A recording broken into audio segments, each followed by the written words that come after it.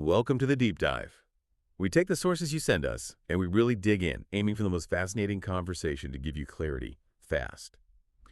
So today's mission takes us into, well, a pretty interesting space where ancient ideas meet modern techniques.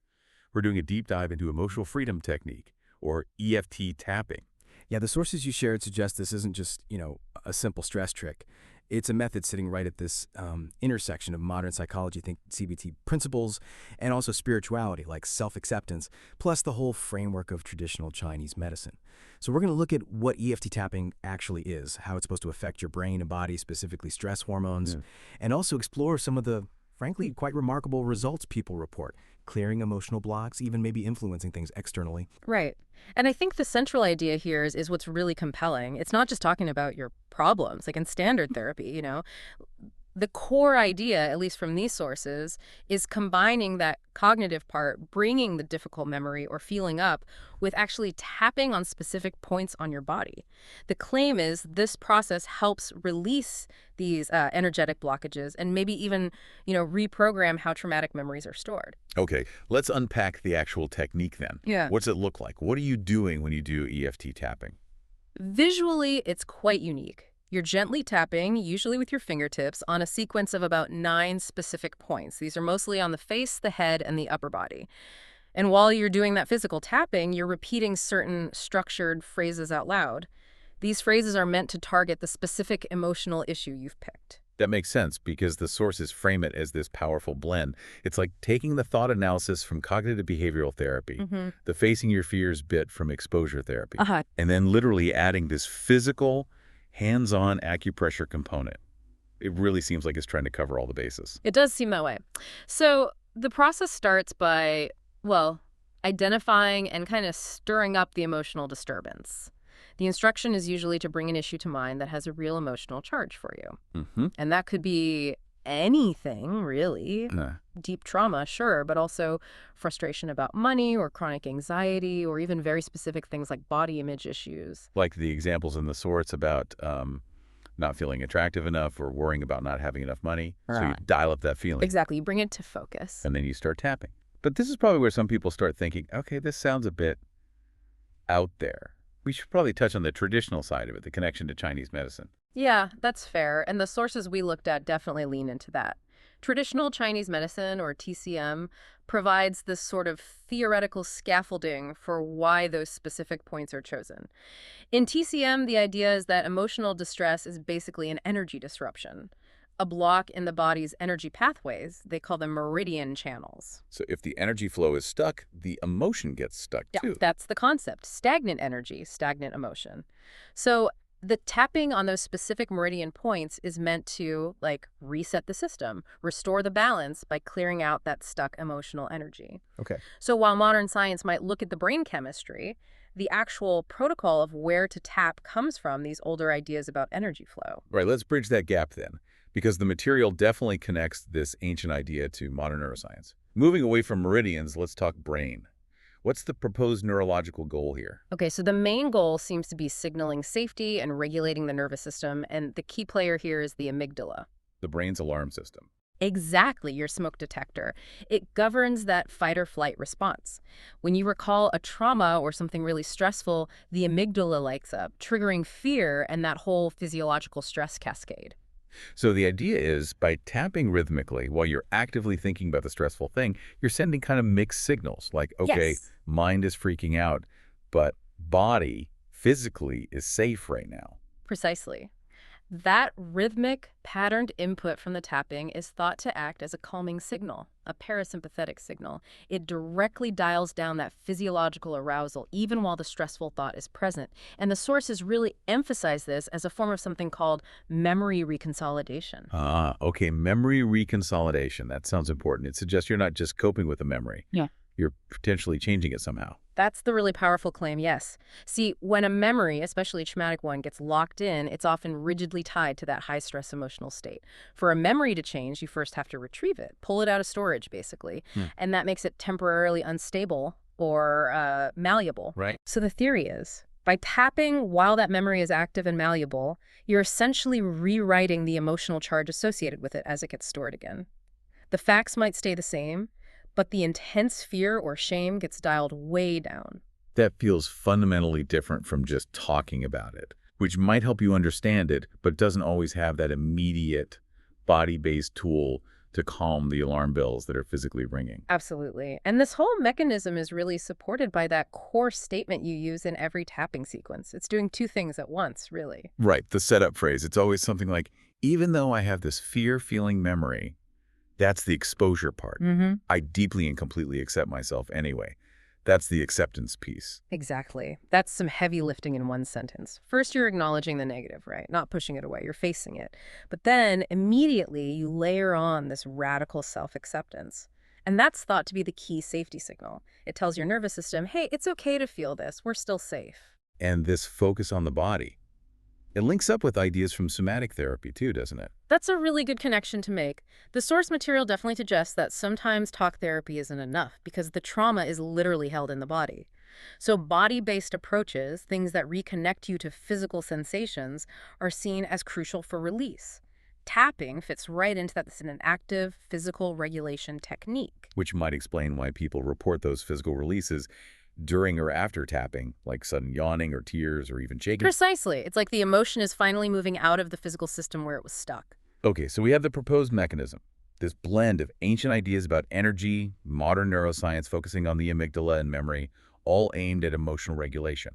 But the big question, does it work? What does the research actually show, or is it all just stories? Let's get into the result. Well, researchers definitely say the field needs more study, more large-scale trials. But the data we do have is actually pretty interesting, especially on the physiological side. Probably the most cited study is one from 2012 by Dawson Church.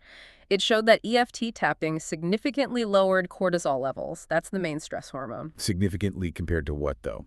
Compared to just resting? Compared to traditional talk therapy, actually, the study found EFT dropped cortisol by about 24% to even 50% in the participants. And crucially, that drop was significantly bigger than the drop seen in people who just got supportive talk therapy for the same amount of time. Wow, okay. That's not just a feeling, that's a measurable biological change. A big one, impacting the stress response system, the HPA axis. It really suggests a strong, immediate effect. And beyond cortisol, the sources also point to studies with veterans, particularly those with complex PTSD. They reported significant and, importantly, long-lasting improvements in their symptoms and quality of life after doing EFT sessions. Some trials have even compared it favorably to established treatments like CBT for things like anxiety and phobias. Okay, but we still have to tackle the skepticism, right? The research is still seen as limited by some, and that whole energy meridians thing makes it easy for critics to just dismiss it as, the placebo effect. Yeah, right, the woo-woo label. And the sources actually address that placebo argument head on, but they kind of flip it. They basically argue, look, if the technique is producing real, measurable, positive results like lasting PTSD relief or that big cortisol drop, does the label placebo even matter that much? So the argument is, if your mind-body connection is powerful enough that believing this tapping works actually creates real physical healing, then the healing is the point, right? Yep. Regardless of whether science can perfectly explain the why yet. That's exactly it. The focus shifts to the outcome, the lived experience. They even point out you could argue that many self-healing practices, whether it's, say, Joe Dispenza's meditations or other manifestation techniques, probably leverage this same powerful mind-body connection. If you're using a method, any structured method, to tell your body it's safe and healing is happening, and your body responds, well, mission accomplished from their perspective. Okay, let's pivot then to how people are actually using this in daily life. Beyond just clinical trauma, how does it get applied to things like manifestation or self-love or clearing those infamous blocks? Yeah, the personal stories and the sources get really interesting here. One person dealing with chronic PTSD mentioned using EFT specifically for improving self-love and tackling money blocks, and they were quite rigorous about it, apparently tracking their nervous system regulation using an Oura ring, and they reported seeing a really noticeable drop in their baseline stress levels. And there are those stories that connect this internal regulation to, well, seemingly external events. That car rental refund story was pretty wild. Yeah, that's a classic example of what they might call getting into flow. So this person had been scammed by a rental company over a year before, totally given up on getting the money back. They started doing EFT tapping, specifically focused on clearing subconscious beliefs about money, maybe feelings of lack or deservingness.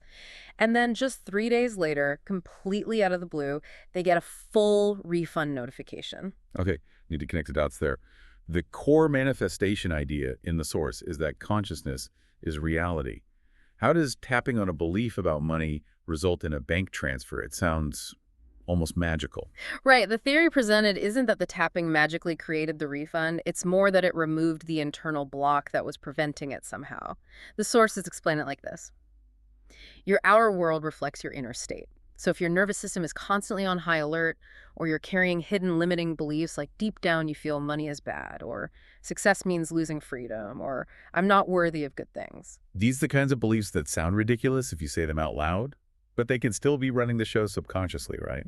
Exactly. Often deep, fear-based patterns we picked up somewhere. EFT is supposed to help bring those hidden beliefs up via the setup statement. And then the tapping helps regulate the fear response so you can actually dissolve them. Once those limits are gone, the idea is you align properly. So the opportunity, like the refund maybe finally getting processed or noticed, was perhaps always potentially there, but your own internal static, your subconscious blocks, were preventing you from being in the right state or frequency for it to manifest in your reality. That framework makes it a bit more understandable, connecting internal state to external experience. And speaking of practices, the source mentioned a specific routine, the morning stack. This wasn't just tapping alone. No, it was quite structured, a 30-minute routine, starting with 10 minutes of Kundalini breathwork, then immediately into 10 minutes of EFT tapping, and finishing with 10 minutes of just quiet meditation.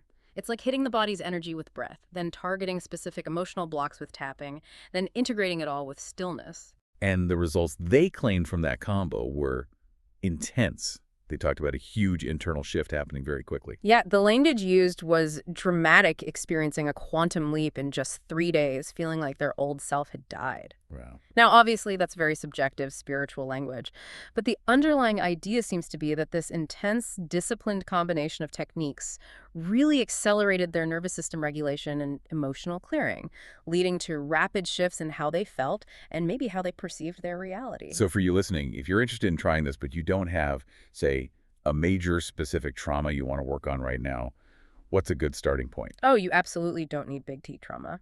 The sources suggest tapping on general feelings of being stuck or on procrastination. Those little nagging anxieties are great starting points. Maybe it's a creative block. Or even the fear of success, like that hidden belief, if I actually finish this big project, the pressure will be too much. Tap on that. These subtle, everyday fears are often easier to identify and start clearing. And the sources seem to encourage getting creative once you know the basic tapping point. Totally. Once you're comfortable with the sequence where to tap, you can totally customize the words, whatever is bugging you in that moment. The material even suggested using tools like ChatGPT to help you generate personalized tapping scripts for specific issues, so it's quite adaptable. We have covered a lot of ground today. We've looked at EFT tapping as this really dynamic technique, pulling from ancient energy concepts and modern brain science about memory and fear. We've touched on the research, the measurable effects like cortisol reduction, that whole tricky placebo debate, and how people are using it practically to try and dissolve limiting beliefs and, well, get more aligned internally and maybe externally too. Yeah, and if we circle back to that core idea from the sources that our outer world reflects our inner one, maybe the real power or challenge of something like EFT is actually identifying those sneaky hidden blocks. You know, those subconscious fails about succeeding or finding love or having money that sound kind of silly when you think about them consciously, but might still be holding you back in big ways. So maybe a final thought for you, the listener, to ponder. If consciousness is the only reality, as the sources suggest, what hidden belief, what unspoken fear might you be holding on to right now that's subtly blocking your own alignment? That is definitely something to think about. Thanks for joining us for this deep dive into mind, body, belief, and tapping. We'll catch you next time.